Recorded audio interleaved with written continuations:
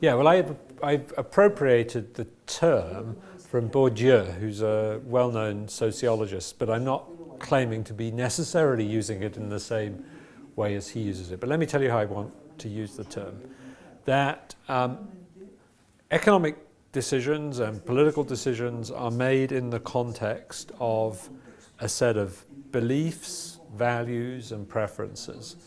And they often affect the way people behave, they affect the way policy is made, and I want to think of those being fairly slow-moving variables that you can get more or less of some kind of attribute. So stronger democratic values would be an example, more people who believe in the importance of democracy. And for me, that would be accumulating a particular kind of cultural capital. And then that capital plays a role in the way that the society works. So that's the way I think about the concept of cultural capital.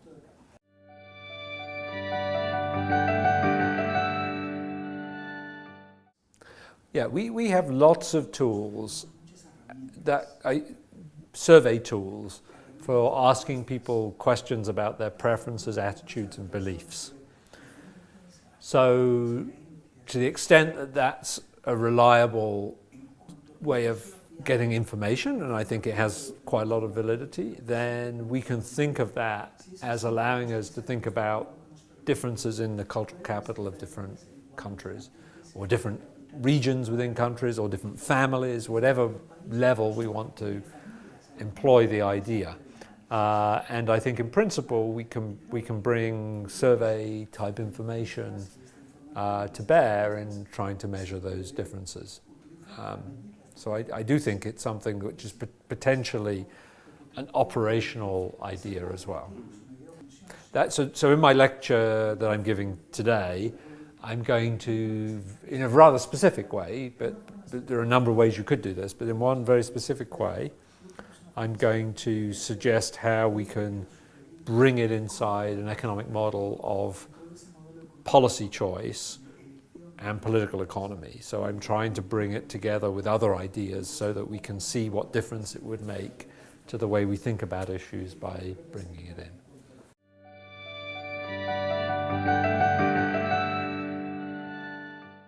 There is a distinction between choices and outcomes, meaning that I can make a policy choice, say Brexit. We decide we're going to stay in the European Union or leave the European Union. And that will lead to a series of policy outcomes from the choice, and other kinds of outcomes. We'll end up trading or not trading a certain amount. So there is a distinction between the policy choices and the outcomes that we get. But the policy outcomes and policy choices are probably in most cases not tremendously different, though.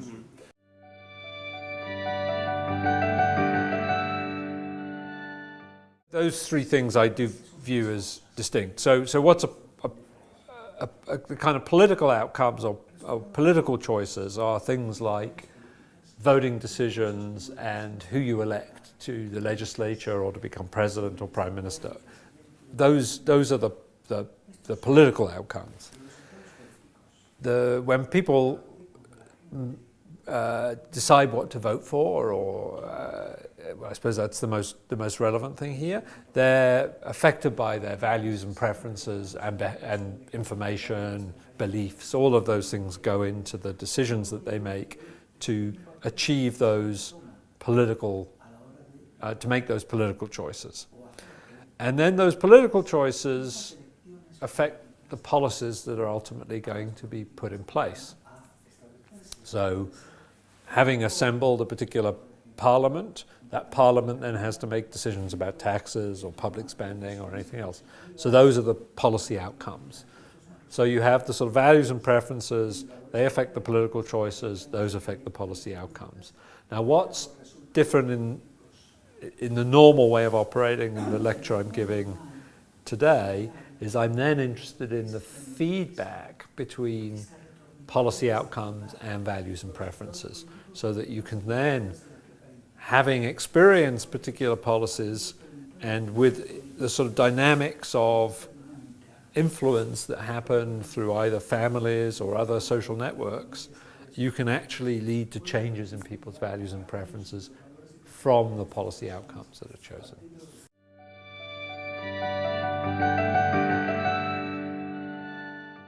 Indeed, most political systems, or those that are defined as democratic, are set up to make policy responsive to what citizens want. So those values and preferences become reflected in the political choices that people make.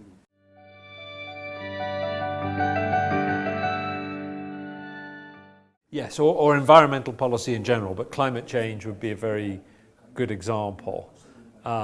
Indeed, I would go further. I'll make quite a strong claim here. I think almost certainly we will not be able to meet the challenge of climate change, man-made climate change, if you want to use that term, without significant behavioral change, which comes through people really reflecting on their values and preferences that drive the lifestyles that affect the extent to which people are responsible for carbon emissions.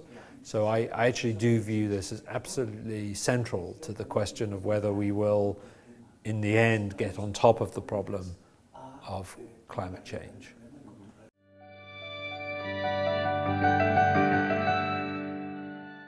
Well, I think you put your finger on something very important when you use the term speaking different languages, because there are many aspects to this. Part of it is how politicians who are drawn from an elite class are experiencing the world differently. Maybe they don't experience as much poverty or the downside of globalization. So they could be disconnected because of their life experiences being different from the life experiences. So that's one reason for a disconnect. But actually, I think an interesting reason for the disconnect is around the kind of consequences of political correctness, as we call it. I don't know if that translates well into Spanish as a term. Political correctness for the way policy debate happens. One of the reasons why politicians like Donald Trump, I think, have been successful is they speak the language of the dinner table in politics. There are things that people say in bars and at dinner tables and at football matches or whatever it would be that politicians simply daren't say. Now, of course, sometimes that's good because people are not perhaps thinking hard about what they're saying in some environments. But in other cases, I think it's very much narrowed the terms of policy debate so that the language of politics is not the language of ordinary citizens. They're not addressing and thinking about the concerns that ordinary citizens have. And when that happens, when politicians come along and suddenly seem to be talking in the same language that ordinary citizens talk, that gives those politicians a connection which perhaps some of the traditional political elites simply were unable to connect with. And I do think we are, at least, in the UK is an example I know well. We all know about the United States to different degrees. I think these are examples of countries where the disconnection between political elites and the citizens is manifesting itself in certain phenomena.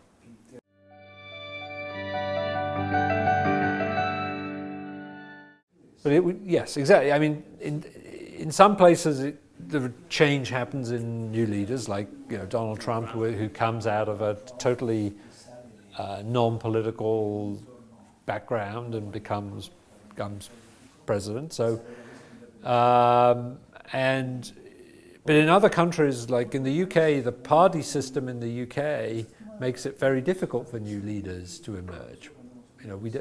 Macron in France can emerge because it's a presidential system. So he has not got a base of support in Parliament. But even so, he's able to emerge as an alternative politician through the presidential system. Whereas in my country, we don't have a presidential system, so it's much harder for new politicians to emerge.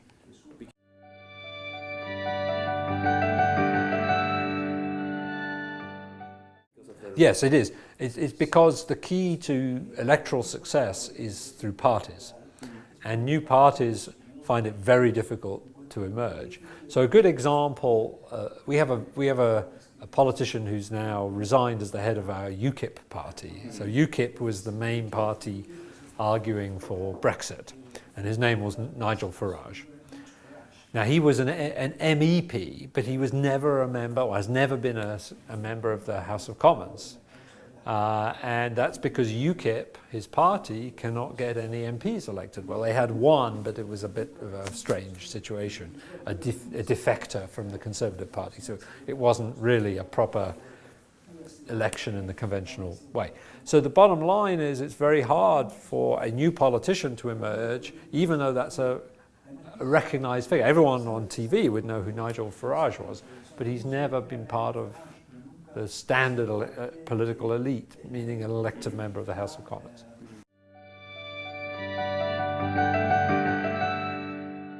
Yes, but the reason is, of course, that was a referendum. There is no way that Brexit, I think, would ever have happened from a purely parliamentary process. It happened because, somewhat exceptionally for our political system, there was a decision to call a referendum. And once you're having a referendum, then the terms of normal politics are suspended, because what matters is just what a majority of the population want. And that was why our political shock, if you want to call it that, came from a very non-standard type of political event, namely a referendum. In fact, the election we're having now, and the elections we've had in the past, are more or less standard. They involve the normal political class competing in the normal way to hold political office, with very little change in the political elite, even as a consequence of Brexit.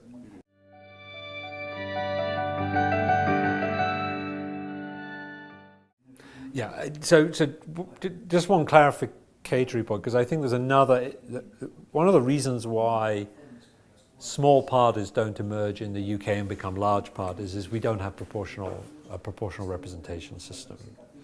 So obviously in countries where, I mean, the UKIP got a very significant fraction of the vote in the UK, it just didn't get any MPs because the nature of our electoral system meant they didn't get any support in Parliament. So what is also different, I think, between continental Europe and the UK is typically there's much more use of proportional representation type systems, which means that these new movements, the ones you're describing, can emerge much more quickly. Of course, the UK has had new movements in the past. The Labour Party arose in the late 19th and early 20th century. So it's not, the system never changes, but it's very hard to change fundamentally the nature of the party system. Now, more interesting point that you raised, though, is where it's all coming from. Where is, the new movements in Italy and Greece and Spain, where are they coming from? And I guess if Macron in the end has a party, effectively that Macron will be another example. We're not quite sure what's going to happen if he becomes president in the legislative elections, but I guess he'll try and get a party to back up his agenda. And I do think the issue of this is a manifestation of the traditional political class being unable to connect with groups of citizens. It's not all citizens, but clearly significant groups. And that said, that's always been a part of the dynamics of politics. It's, we don't have single issue politics, so there's always going to be some dimensions on which the political class have different views from the mass of citizens. So that's not unusual.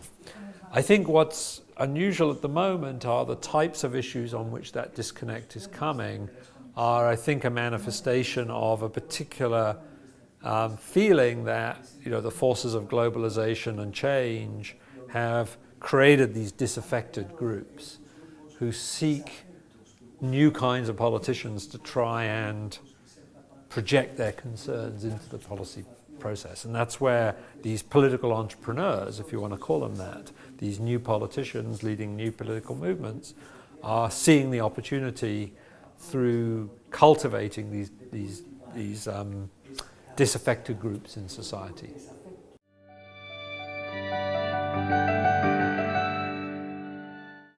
Well, I think the European Union faces a challenge at multiple levels, not just at that level. Because, of course, the European Union is itself dependent on national governments, because at the end of the day, the European Union can do relatively little without regard to what national governments are willing to do. So I think it's fair to say, and I'll say this, I think, fairly strongly, that the European political elite has always been pretty disconnected from European citizens. Now, of course, I may be giving you an excessively British perspective, but we always do these quizzes about, how many people can name the Prime Minister? Well, depressingly, many people cannot name the Prime Minister, but a good number of people can. Can you name your MP? Again, fewer people can name their own MP than probably they can name the Prime Minister. Can you name your MEP? Well, very, very few people would be. I don't think I can name my MEP now I think of it. So we kind of created a political elite in Europe that was almost constructed to be much more remote from the concerns of the citizens. They have no real constituency, no real power base. And so the challenge of that disconnect, I think, has been in Europe forever. So that's not new. The question is, will it then collide with this other kind of disconnect, which is at the level of national politics, and make European politics even more difficult? And for that, I think the long-term problem with the European project, and I think that I noticed with Brexit, was that there was no real attempt in British politics to sell the European project to the citizens. The notion was, we are going in this direction, we've set ourselves on a particular trajectory, and we're not really going to sell that, or we're not going to really have a proper national dialogue about that. So